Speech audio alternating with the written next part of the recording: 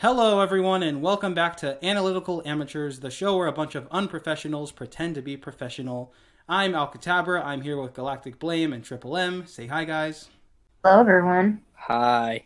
We're a little later this month than normal, but we're still going to make sure this is a monthly thing. And overall, I guess we'll just get started with this month's movies being Shaun of the Dead and Baby Driver, both of which are directed by Edgar Wright. And yeah, this will hopefully put us back on the positivity train. I wasn't aware we had a schedule we were sticking to. Oh yeah, I kind of should have addressed that. We don't really have an official schedule, but hopefully it's gonna be like once a month thing, just so it's somewhat consistent. I mean, that doesn't really matter now since we're all kind of trapped in our houses. It would matter more if like theaters are actually open. So I guess it's a matter of time till that happens. So yeah, this is kind of just a practice. More or less, we're just focusing on Shaun of the Dead and Baby Driver today, both of which are directed by Edgar Wright, as I said. That's my favorite director right there, baby. Mine too. Like that's my favorite director for sure. So I don't think I've ever seen something from him that I didn't like. Exactly. Like so that's except for Ant-Man. Whoops. Well, that wasn't entirely his fault. That wasn't entirely his fault. No, he was kicked off. That was his idea, not entirely his. Let's be fair. Yeah. He was more of an inspiration on Yeah. that one. But yeah. So in general, Edgar Wright, pretty popular film director. We all love him here. Like really, really love him. I have a pin of the guy on me right now. And before you think I'm a creeper, it was a gift. I did not go out of my way to print an Edgar Wright pin. I swear to God. I'd go out of my way. It was a gift. I would go out of my way. But yeah. So he is a really well-known British director, responsible for these two films, as well as many others. In the future, I have a video in the works that we might all work on together about his movies, but consider this a prelude to that, I guess. Today we're focusing on his first ever big directorial movie and his latest directorial movie, being Shaun of the Dead and Baby Driver. I'm excited for Last whenever, Night in Soho. the world... Yeah, I'm really excited for that whenever the world goes back to normal. Yeah, fun fact, that movie was slated to come out the day before my birthday, so I considered it like a early birthday present from Edgar Wright. But the world's on fire. Screw you. Yeah, it got pushed back to 2021. Yeah, why not? It was going to be so special Add for more me. fuel to the fire. But no, now it's been pushed back to sometime in 2021, so that's great. But So we starting with Shaun? Yes. We're starting with the man. We're starting with Shaun of the Dead. This is the first of a not-so trilogy known as the Three Cornetto trilogy. I was originally going to have us cover the trilogy, but they're more or less along the same lines of like the whole thematic comedy thing. So instead, we're just going to be focusing on just Shaun of the Dead.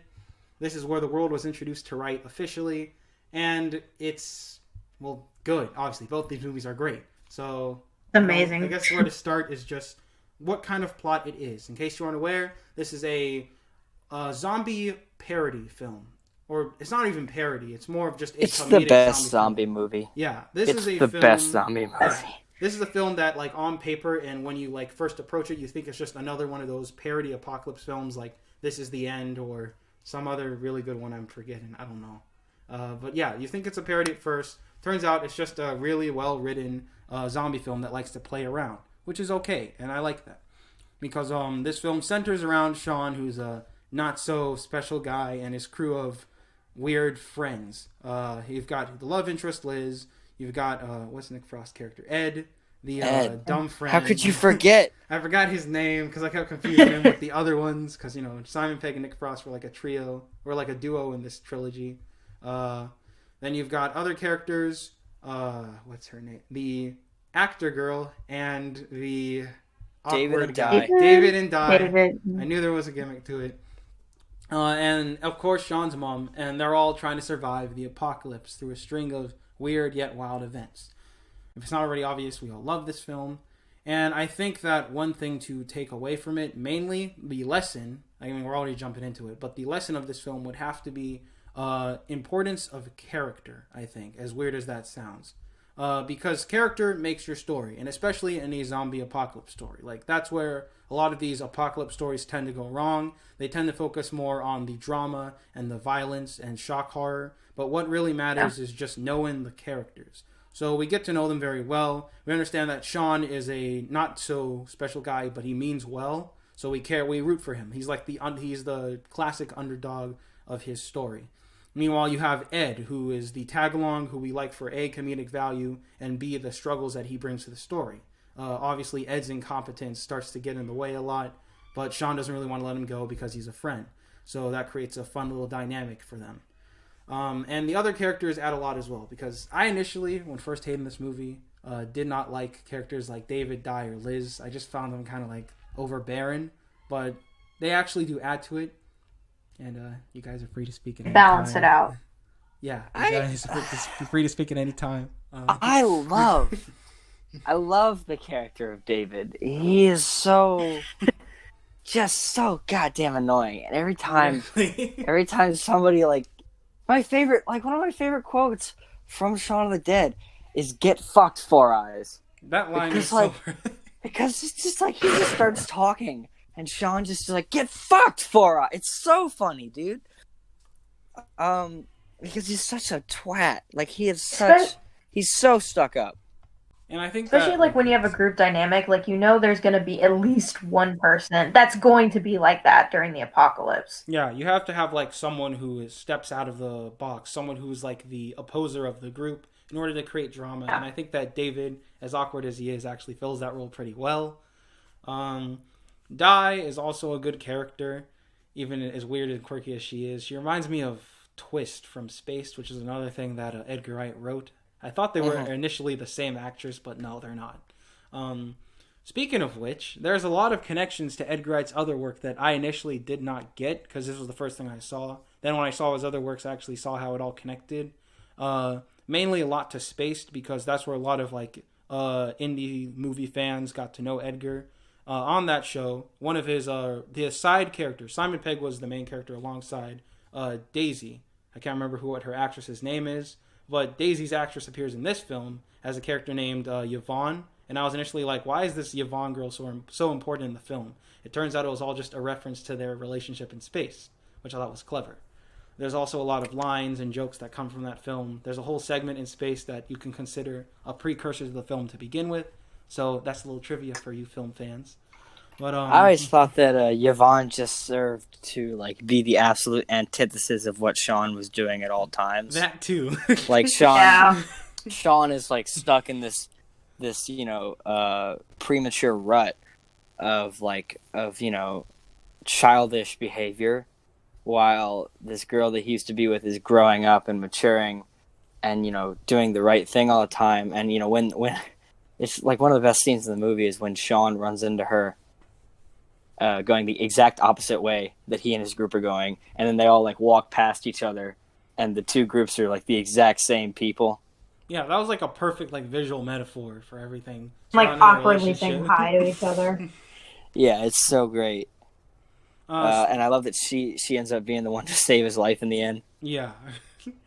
And I think that this film serves as a good example of what happens when you sort of pay attention to details. Baby Driver 2, and we'll get more into that there, because that movie's all about that. But this movie has a lot of that too, especially in regards to characters. There's a lot of comedic beats and emotional beats that sort of help what's the word I'm looking for? Boost the characters and your investment in them. One of my favorite little ones, Shaun's dad, or stepdad. I like this dynamic that it's not my dad. Yeah, he's not his dad. He's his stepdad. He's not my dad. He's my stepdad. My favorite my favorite gag revolving around him is how in the last moments, right before he turns into a zombie, he actually has this whole emotional moment with Shaun, and then he's like, oh wait, first I should explain. Before that, when they're going to the car, Ed is blasting a loud music, and he hates that because he's a cranky old man. So then, right before he's turned into a zombie, he has this emotional moment with Shaun, and he breaks down everything. And then he turns into a zombie. They all get out of the car, and the mom doesn't want to leave him. And Shaun's all Mom, you have to go. There's nothing left of him. Yeah, there's nothing left of him. And then That's right after that, the man you once loved, and then he turns off the music. I was that was so simple yet genius. I mean, even in the beginning, just the whole environment, the way that the cinematography carries the film is that you see everything is going to go wrong. There's just so much dramatic irony that's there that it not only is important of details, like in terms of character development, but also just like the general environment and world building, is that you just see how oblivious the characters are, but that's kind of like that builds into their own character, is that they got into this situation because they weren't paying really attention to the smaller details and the bigger picture itself. Like, that's what I like about the whole dramatic irony of the film. Like, how throughout the whole intro, like, it's slowly built into the zombie apocalypse, and nobody notices. The best scene for that obviously being the TV scene, where Shaun is, like, flipping through TV channels, and it's slowly describing the apocalypse, and he just doesn't get it. I also like the one where him and Ed were exiting the tavern, and the guys, the zombie, and they're singing, and then they think that he's just another drunk guy harmonizing with them, and they're just like, "Oh, you're not bad," and then they just leave. Whenever I watch this with my friends, because I've recommended this movie to a lot of people back when it used to be on Netflix, I would always make them watch it twice, because this. Like, no matter how smart you are, no offense to anyone out there, you will never catch everything on the first viewing of Shaun of the Dead. It takes multiple viewings to appreciate the subtle humor. Because obviously there's, like, really funny jokes in there that are right on the nose. But then there's other things that, upon the rewatch, are really funny. Like, I've always loved how... in the beginning of the movie, I think it's like within the first scene, Ed is talking about how, like, they have a plan for the night. He's like laying out a plan for them to hang out, go to the bar, like they're taking a shortcut through this neighborhood, go to the bar for shots, blah blah blah, and it's like that plan describes out the entire movie. Like he sits there. And he tells everyone what is going to happen in the entire movie. It's really funny. Like this whole, and I like the whole like irony of things, like how they have tried to avoid going to the Winchester as much as possible, and that's where they end up being in the end. Like that's the only place they have to go to survive. That was a nice little twist. And the other thing, there's other subtle details like what is the shotgun metaphor in filmmaking? Like the metaphor, like if you have a shotgun in the background, you have to use it. If you have a gun in Act 3, introduce it in Act 1. That's that's the gun. That's which the gun they perfectly played with in this movie. Yeah, with the it's so funny, dude. Like the first scene, it's not loaded. The gun's not loaded, and then like in the last scene, it's like it's loaded. I knew it. And then he goes, "Okay, but dogs can look up. Dogs can look up." One of my favorite subtle jokes that I don't think no one I've ever seen it with picked up on this. There's a scene before Shaun goes to work where Ed's like only job is he deals pot, and Ed gets a phone call and he's like, no, I don't got any. Okay, I'll talk to you later. And then when Shaun is at work, the teenage brats he works with are like, hey, did he have any? No, he didn't get any. It's so funny. That's dude. actually pretty clever. It's like they were trying to buy weed from him. It's so funny, dude. It's like it's so subtle. It's like the best kind of movies is that there's just so much layer and dialogue that you can just going back to it and finding stuff. Oh yeah, and there's two really great tracking shots in this film, like two really great one-take shots. The first one, and they're identical. Like they are they're built on the same track, just a different scene. Is when Shaun walks to the store, and it's like he almost gets hit by the kid with the ball, and the homeless guy asks him for money. And blah blah blah, and then like 20 minutes later, 20 minutes later he does it again, except this time it's the zombie apocalypse, and he just doesn't realize anything's going on. That was perfect. I like so good. I like this movie. I remember when I first saw it, and just like first being introduced to Edgar Wright's style and being like appreciative of just how he did it in regards to like cinematography, was tracking shots like the ones you just mentioned. And also the during the final fight when they played the Bohemian Rhapsody and everyone's hitting that one zombie guy, which was the first time I saw it. That was like the first time I was introduced to like synchronization like in a movie like that, and I thought that was pretty clever, and I always wanted to replicate it. Edgar loves his synchronization. Yeah, which will definitely be obvious in our next film. And Baby Driver, yeah. But other than that, I think that this movie is surprisingly deep and emotional, despite being so silly and like having fun with itself. Like no zombie movie I've seen tops moments like when Shaun's forced to kill his mom or when he has to say goodbye to Ed. Like, those scenes are actually empowering. And I think that they managed to use comedy to actually help them. Yeah, I was gonna say they really intercut the comedy well in those scenes. Yeah, like when like the early joke that they call back to where Ed like passes gas and like Shaun and it annoys Shaun and he's like, I'll stop doing it when you're not laughing. And then Shaun's like, I'm not laughing even though he is. And then at the end he does it again and then he says, I'll stop doing it when you're not laughing. And then Shaun's crying and he's like, I'm not laughing, dude. And I was like, damn, that was pretty clever and empowering. I'm sorry. I like that there's another callback joke. Every time Shaun and Liz like show affection to each other, it's just like gay. Oh yeah, that was always. And then like as Shaun and Liz are taking the elevator and like looking at Ed's nearly dead body, he's just like, "I love you, Ed," and his last word is gay. Gay. Yeah. Oh, it's so funny. And I think that like this film would serve as the perfect like introductory course to just anyone who's like trying to pay attention to editing, cinematography, and detail because of just how perfect it is. So that's my word to any like aspiring filmmakers out there. Like, this is a must watch. Even if you aren't into gore and all that, like, it's still pretty good. Speaking of which, holy shit, the gore. This movie. Yeah, no, it's really well done. Yeah, this For is such a this small movie budget film. For such a small budget film, it has a lot of great practical effects.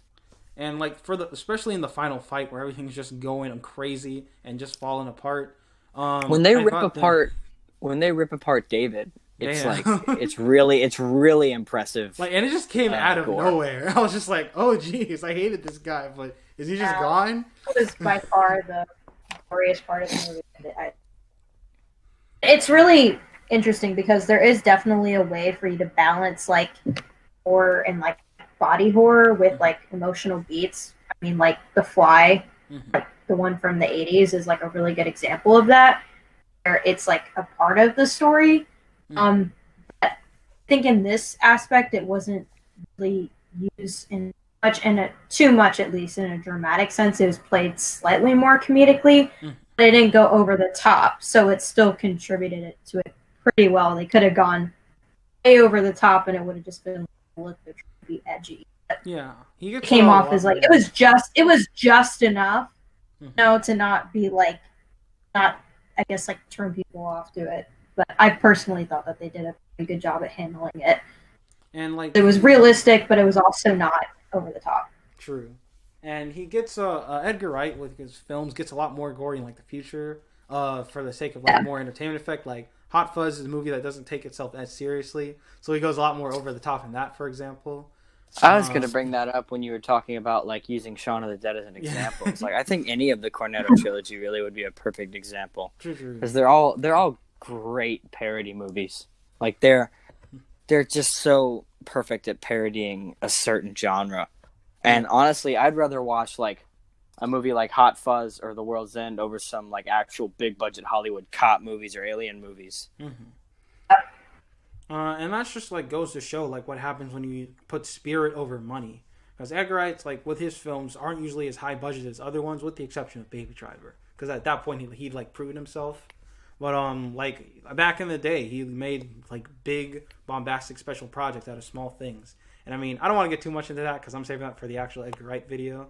So I guess for back on Shaun of the Dead, anything else major to discuss? I guess. I've got red on me. I don't know.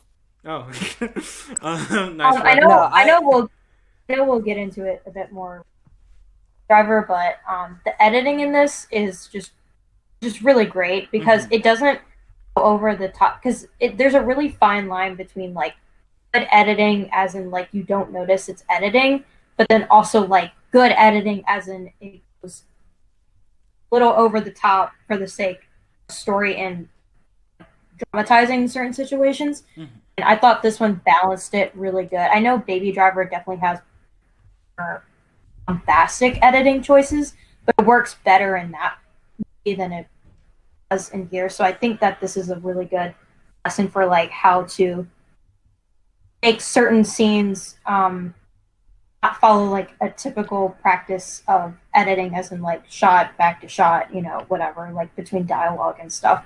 It does balance that the bombastic nature of like the really fast cutaway shots with just more editing practices. I thought that was pretty good, but I think we'll talk more about that with Baby Driver. Yeah, I was gonna bring up. I think I can't really decide between a favorite fence gag, but that is one of my favorite Edgar Wright tropes across the Cornetto trilogy. Is how every movie has a gag with a fence. I think my favorite's probably Hot Fuzz. Just I was gonna say the one Hot Fuzz is just fucking hilarious. He like, it's so funny. I just burst out laughing when I saw that. But the one in Shaun of the Dead's pretty funny too. Yeah. Just because it helps Shaun's character. Because he's just such a lovable idiot. My personal favorite gag with Shaun though would have to be it was a very simple one where he does the lookout. He's like, I'm going to see if there's any zombies. So he goes up on the tiny little play slide. And then he just immediately Then immediately just walks back down. And it's like, are there any there?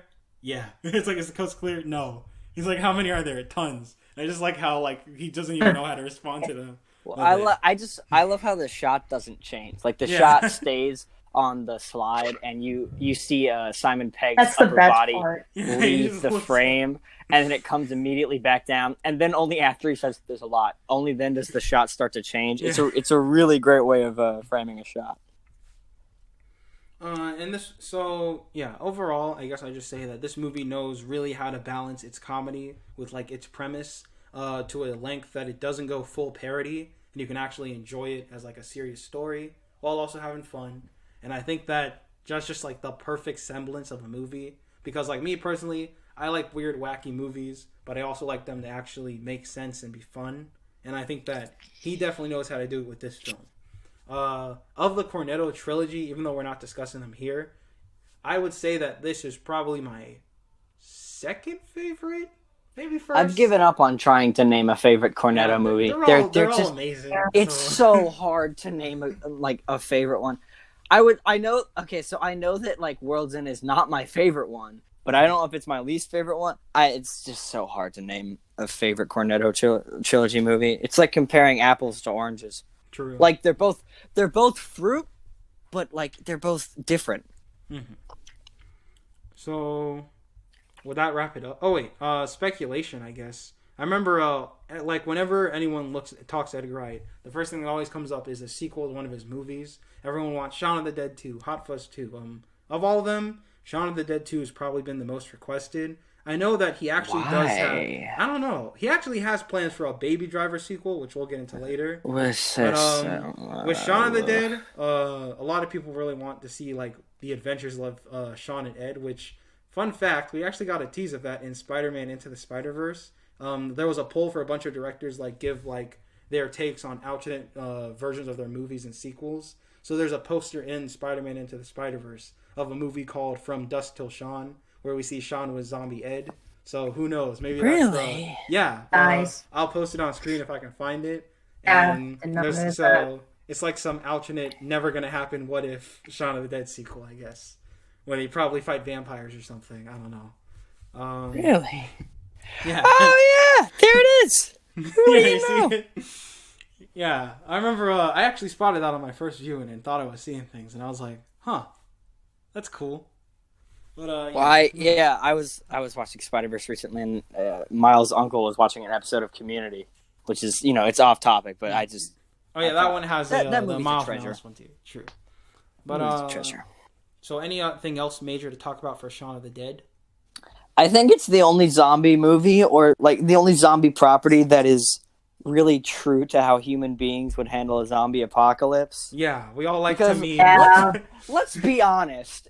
Like, we would have that shit contained. Yeah.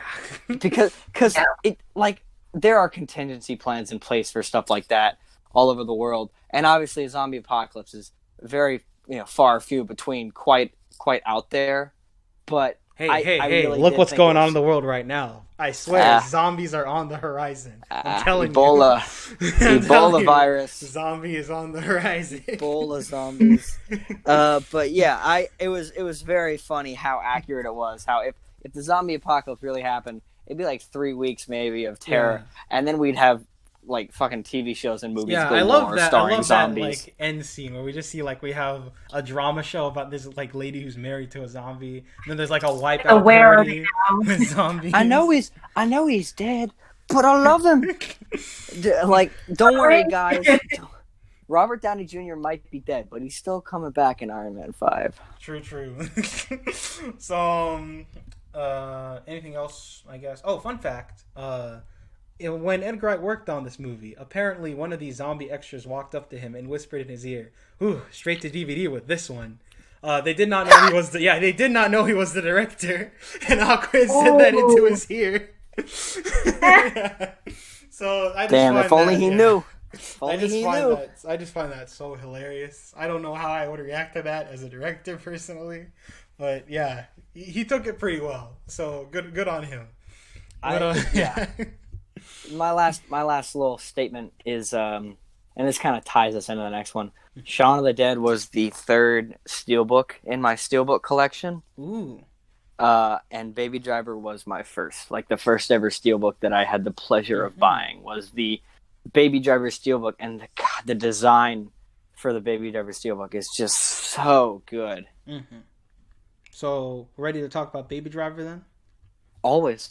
Of course. Always. This movie was where I first heard about Edgar Wright, and everyone kept recommended it to me. I saw it, and I was amazed. Just amazed. It was instantly like one of the best things I'd ever seen. It's my second favorite movie of all time. It was my first Edgar Wright movie ever. Like, dude, you seen Baby Driver? Like, you need to watch it. Like, even like people I know who aren't really like into. I was like, all right, and then I watched it, and I was like, God, this is great. That's what I'm saying. It's like I was a huge Cornetto fan trilogy before I saw Baby Driver. I didn't even know. I'm gonna be honest. This is a sin. I didn't even know Edgar Wright directed it. And it came out in 2017. I didn't see it till 2019. No, late 2018. And one night I was so bored. I was just so bored that I just like, okay, this looks good. It's pink. Let's just pop this on because my friends have been talking about it. It's fucking 10 minutes in, I was like, whoa! It's like, it grabs you and it doesn't let go, dude. It is such a thrill. Like, I never cared about car movies, never cared about vehicle movies, and like this movie just changed everything. Because this is where the synchronization like officially shines. It was like it played a little bit in Shaun of the Dead. Here it's just like on blast. The whole movie it is part the synchronization of the music is a you can fight me on that because it's so important to it because it's just like a masterclass in how to incorporate popular music, not just for the sake of having popular music or nostalgic music for the sake of it, but having it there to actually contribute to the story in a meaningful way. It's just so good. I'll get more into the technicalities. I'm kind of a lot of extremely interested in the music theory side of film right now, but a lot of people like to compare this. A lot of people like to make parallels with this in Guardians of the Galaxy and how they handle music. That's not even a comparison. Fun fact. I bring that up because apparently Edgar Wright and James Gunn were like really connected during the making of this film and Guardians 2, and they kept like having conversations to see who was using what song so they didn't like cross over with one another. Edgar Wright comes up to James Gunn. He goes, "Get out while you still can." Yeah, he's just like, he's like, "Do not put Hocus Pocus in Guardians 2. I swear to God, I need that song. I need that one." Fantastic song too. They used it in The Boys. It caught me off guard because I've only ever heard it in two things. I will now. This is where things get a little rocky because I'm gonna be honest and I'm gonna say it. This is my least favorite Edgar Wright film. It's still a really good film, but it's my least favorite Edgar Wright film. I know that's cold, but that's for personal reasons. I can't help but notice Triple M's not talking anymore. I don't know why. No, I'm thinking. He's processing. It's been a long time since I've updated my top 10 list. I don't even know if Baby Driver's number 2 anymore. Especially with some of the stuff that I've heard about some of the actors. We're not going to get into that. That's a whole other thing. Because I can still like the movie, even if the actors are a dick. I mean, everybody loves Star Wars, and Alec Guinness and Harrison Ford were twats. But anyway, I know for sure that Baby Driver's in my top 10. I don't know if it's number 2 anymore.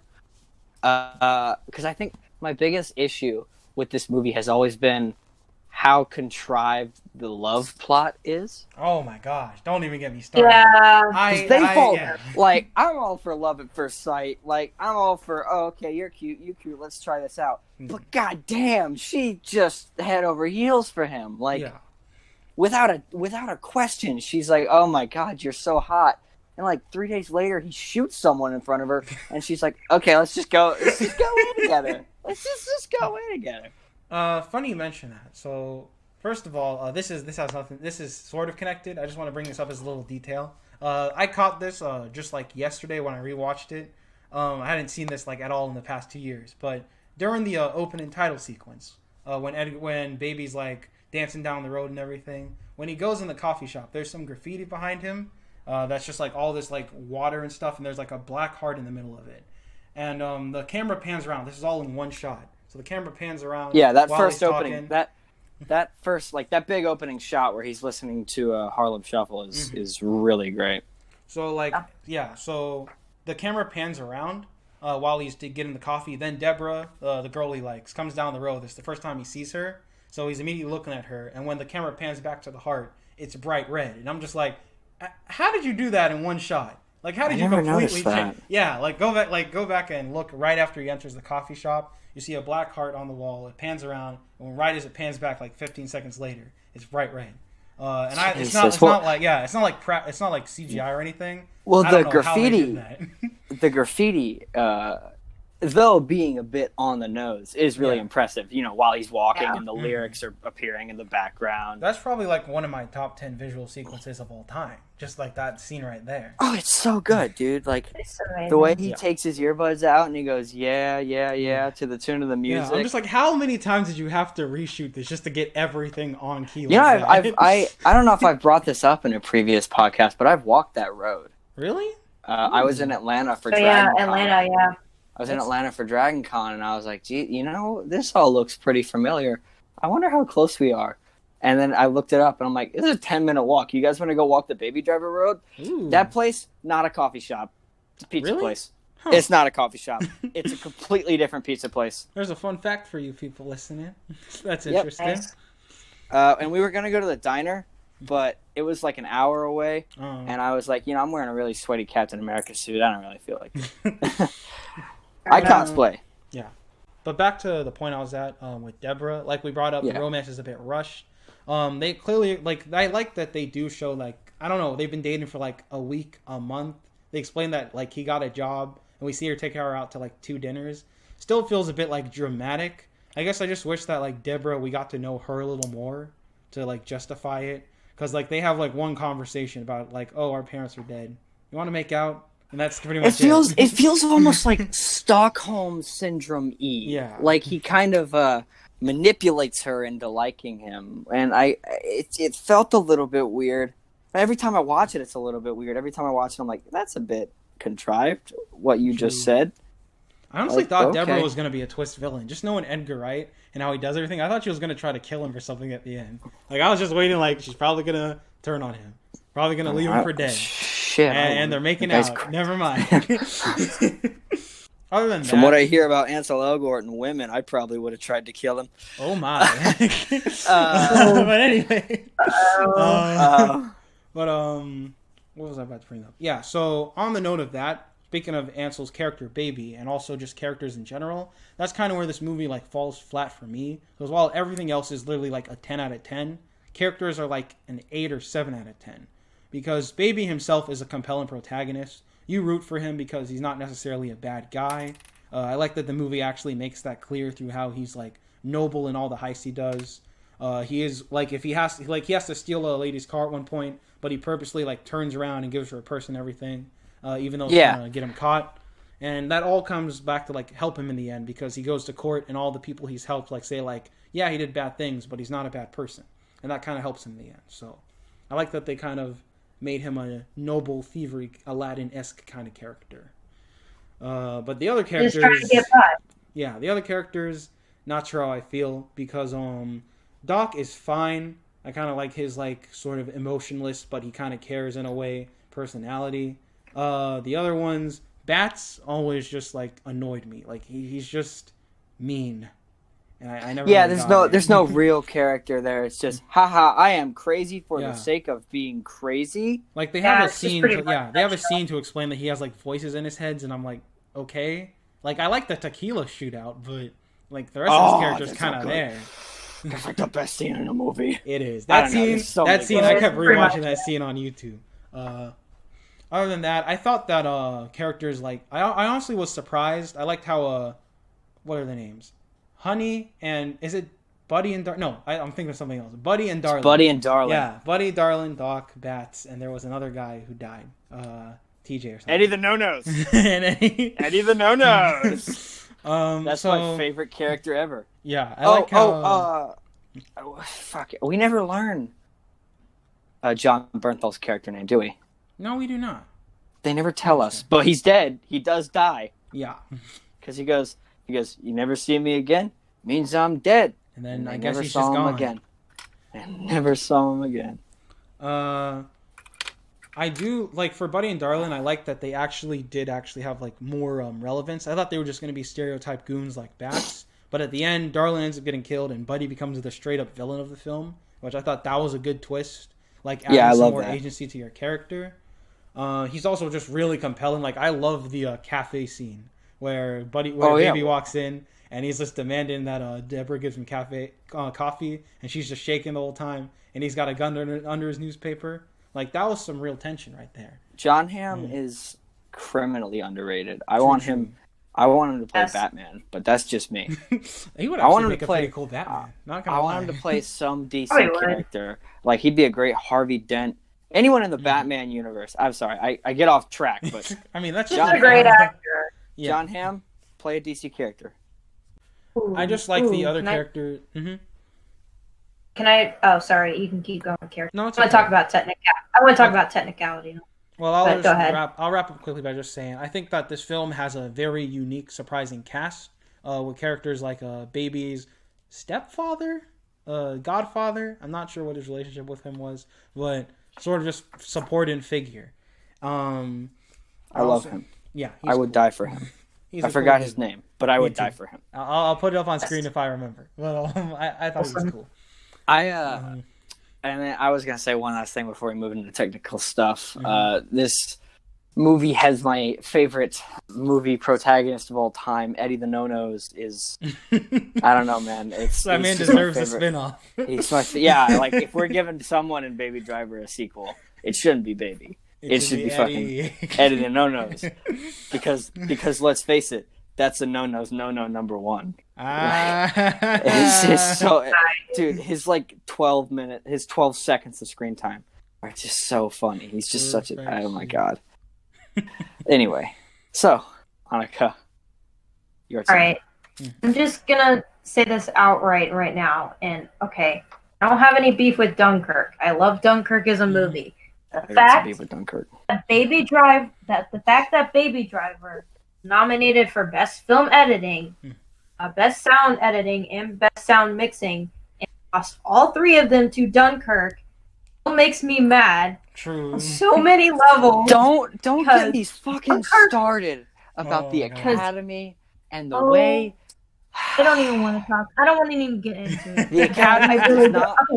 I don't need to start any more beef with Hollywood here. I'm just saying, that's complete BS. I'm gonna say it. The Academy doesn't watch the films they nominate because every fucking year, they're like, okay, best sound editing and best sound mixing. We don't know Loudest the difference between the two. We don't know the difference between the two, so we're going to give both fucking awards to the same movie. Every year they do this. And it's every year it's like... I was like, do you guys not know the difference between... In 2018, mixing and what is editing? There's a huge difference. There's a really big difference. In 2018, they were like, okay, best sound editing. What's the one? What? I heard Dunkirk was loud. Fuck it. 2019, they were like, I do that one. 2019, they were like, okay, best sound editing. Well, Bohemian Rhapsody's about a band. Oh my! Don't start me on Bohemian Rhapsody. Okay, we're not gonna get into that one. Oh god, that's a whole other podcast right there. Okay, please, we're not talking about that. Okay. Fuck the Academy. Anyway, but my don't point, watch the Oscars. Like, okay, as a person who has done editing, not saying to any degree that people in Hollywood do it, I have so much respect and sympathy for editors because they have such a difficult job. I personally, editing is like my least favorite part of filmmaking. But that's just me personally. I have such a huge respect for people who do that because it is really hard to see good editing is usually editing that you do not notice. Bad editing stands out because it's bad. Then really, really good, fantastic editing, like in Baby Driver, really, really stands out and goes above and beyond of what's really possible in film editing. Film editing is not just syncing up, things like, if you got ADR or music and things like that, but, it's a lot of other technical stuff, and it's a huge part of the narrative where you have to switch between characters that are talking and character reactions that are actually important to the shot, so you don't, repeat things, so it doesn't waste people's time. It's such a huge part that it goes... it kind of just gets brushed under the rug, and it kind of makes me mad that people don't, not really that they don't appreciate it, but that they say this is good editing here when there's so many mistakes in it, and I'm just very picky about that right now. But I mean, that it's just, I don't know. So Dunkirk, I think, has good editing. Yeah, I do. I think they have good technical, good editing, sound mixing, etc. I think it's fine the way it is. I'll have to disagree. Baby Driver goes above and personally, I think Baby Driver goes above as well. You deserve that. That's my opinion. I get that I'm not, in any of the guilds or whatever. I don't know what people are thinking when they're doing that, but I understand, okay? But personally, I don't have an issue with Dunkirk on a technical level. I think it does a fine job, but I think that's fair. That's all I want to say about that. I really had to get that out. I cannot imagine what it was like editing this film, honestly. I don't know what it was like back. I don't want to... That nightmare. Poor editors were probably just slaving over. My goodness. In overtime. On that note, I guess, what is the next thing to discuss with this film? Obviously, I gotta bring up, it still does continue Edgar Wright's whole, charm when it comes to detail. I already brought up the heart thing earlier. There's a lot of that stuff in the opening title sequence. There's a lot of it in the film. My favorite one that I didn't notice for the longest time again is the TV. He does another TV gag, mainly that Baby is flipping through TV channels and seeing random clips from random movies, and then he uses those lines from the movies to get his way with people. Stuff like he sees "You Are So Beautiful" from The Little Rascals, and that's exactly what he says to Deborah. He uses, and the movie also breaks the fourth wall with this, with the Monsters Inc. line, where in Monsters Inc., Mike says, you and I are a team. There's nothing more important than our friendship. And then he says that to Doc to get him on his good side. And then Doc just goes, don't quote Monsters Inc. to me. And that was absolutely perfect. I think that another important thing in this movie is just how it handles the overall action, along with the editing. Just the way they shoot all the car scenes and just how they handle the stunts in general is mighty impressive. I do not like car stunts. Cars in general scare the hell out of me. So I cannot imagine what it's like to do car stunts for something like Baby Driver, to be completely honest. So I admire how they handle it. It's really impressive how I watched a featurette on the beginning scene, which is probably the most famous scene in the movie. which is a shame because it's not even the best one. But that movie's full of good scenes. For many of the cars, they built rigs on top of the cars to actually steer the vehicles. So someone would sit on top of the car, unprotected, but with not but a seatbelt, driving the car while the camera was filming the inside.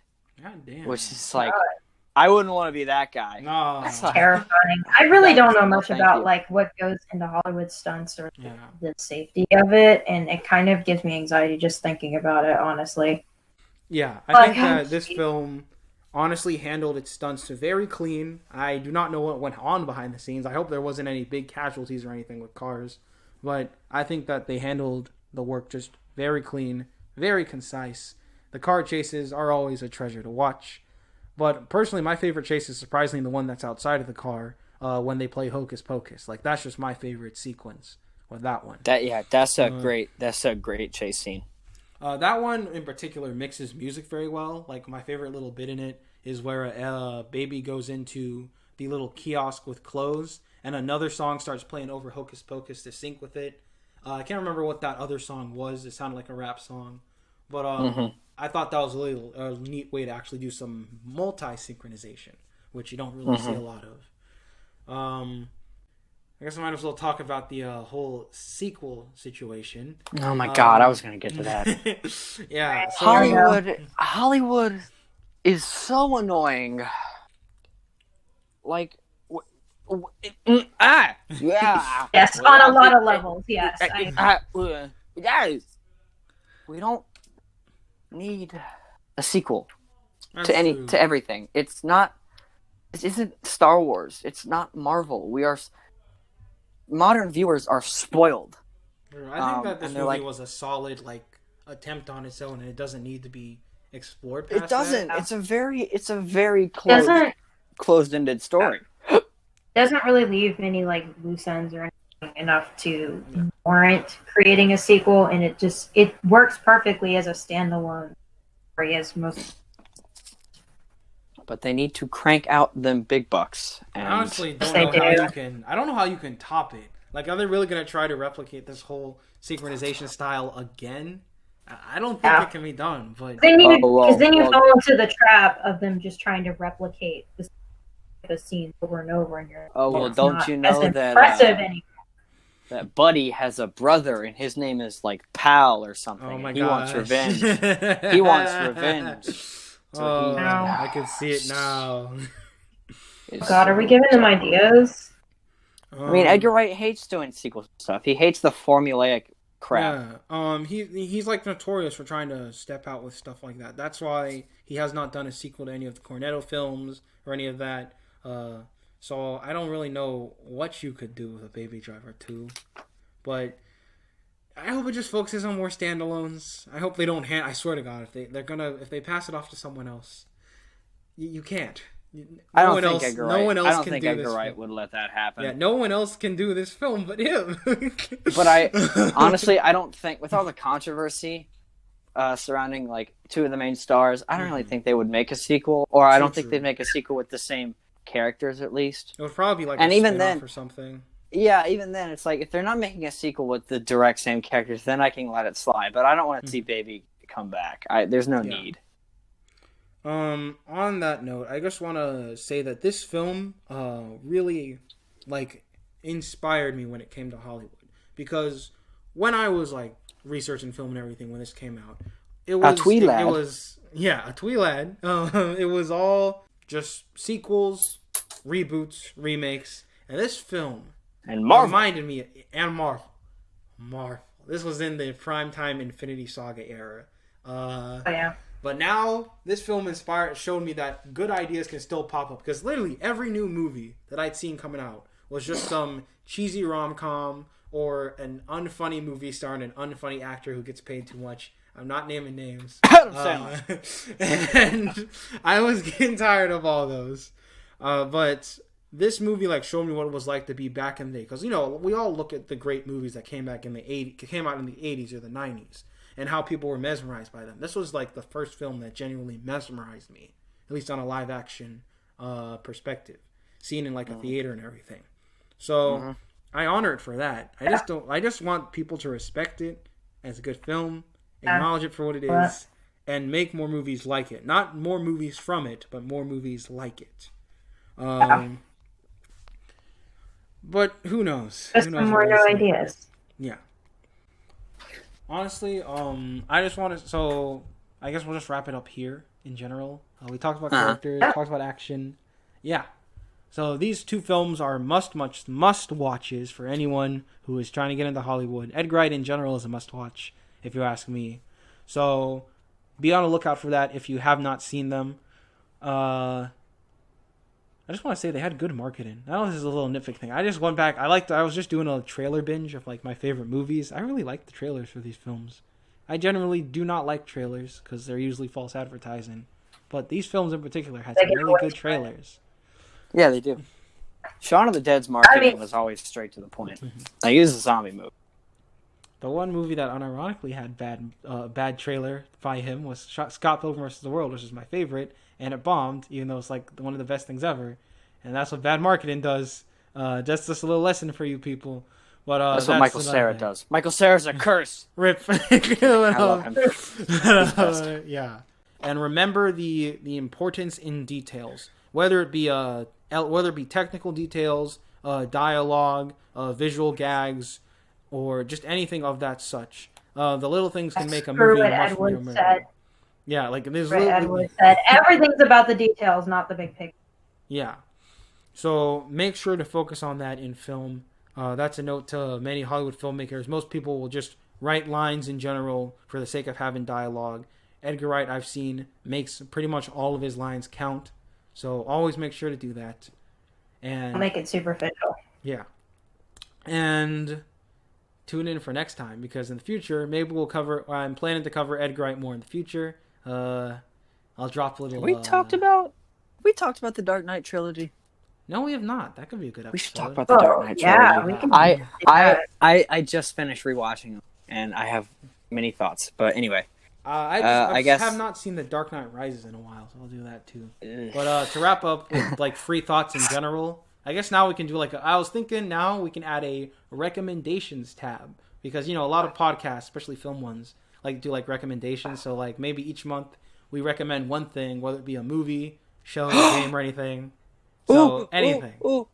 Yes, Triple M. What would you like to recommend? Yay! Okay, I watched a movie today because I was bored, and I'm ashamed that I turned this on because I was bored. But I was on HBO Max, and I'm like, damn, so much stuff, so little to watch. Maybe I'll turn on Batman vs Superman again and laugh. And I shit you not, that was what I was going to do. So I was in the Bees, and I saw Blind Spotting. And I had never seen it, but it's got Daveed Diggs in it, and I love Daveed Diggs. I turned it on, and this movie floored me. It's so good. I can't even put into words what's good about it, but it's shot beautifully.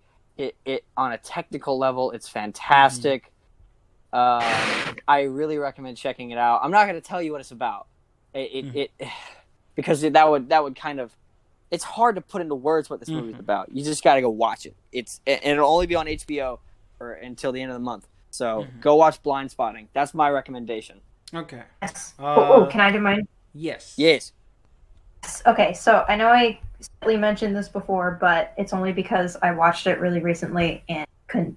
Okay, so The Fly from 1986, fantastic, with Goldblum, is probably one of the best movies I've ever seen. It's fantastic. I'm a sucker for just really, really stories and I like the little technical aspects of everything. I think it gives a good extra layer to everything. I think if you have a fantastic story that really sticks out with you, I think that's just the most important thing for me. Yeah, I mean, I was thinking about that movie nonstop that whole week. I couldn't think about anything else. I was just bored by how good it was. I couldn't remember when was the last time I watched a film that really just impacted me so much in that way. It's not for everyone because it's got a lot of, it's a body horror flick. Yeah, trigger warning. But it's not just body horror for the sake of body horror. It's body horror. It's extreme angsty drama with romance, but it's and really, really, really, really well, because you really feel for two main leads like so badly, and it just, I don't know, it's a, unless it's a good thing to watch, but have a comedy pulled up right after. Because it is a tearjerker. And it has a sequel, doesn't it? I heard the sequel is pretty bad. Yeah, it's kind of canon, but also not, because because Cronenberg didn't do it. It was the makeup artist who did it. Who he did a great job makeup wise. It's fantastic. In terms of that, but it's kind of considered canon, kind of not. It's like, because they were kind of able to get some of the. It was like a very to the FCU, if you will. It's like a, if you want to accept it the way it is. I think if you want to be something else, then that's fine. But I feel like it's a perfectly standalone movie, and it ends like really abruptly, and you're like, oh my gosh, that's it. And like it ends in a perfect way where you can just like really think about what happens. You can leave that up to your interpretation. That's personally like I would rather do. What happens next? That's just me. Anyway, but totally a classic movie, but you're gonna need a comedy right after that, because it's not gonna settle well with you for a while. But then you'll go on and appreciate it a bit later. Oh my gosh, that was so good. Okay. Yeah. Oh, Hugo, you're gonna hate me. You're gonna hate me, Hugo. Can I recommend one more thing? Okay. Please. Okay. So everyone knows that Triple M, my name, stands for the Multimedia Man. I really like to talk about stuff more than just movies, right? So recently I purchased. Do you guys know the comic series Invincible? Yes. Okay. Recently I purchased all 3 compendiums of the series, the comic series Invincible by Robert Kirkman. It is my absolute favorite comic series ever. Like, he's my favorite superhero. People always ask, who's your favorite superhero? I'm like, Invincible. And they're like, is he Marvel or DC? I'm like, shut up. And I'm like, he's Skybound.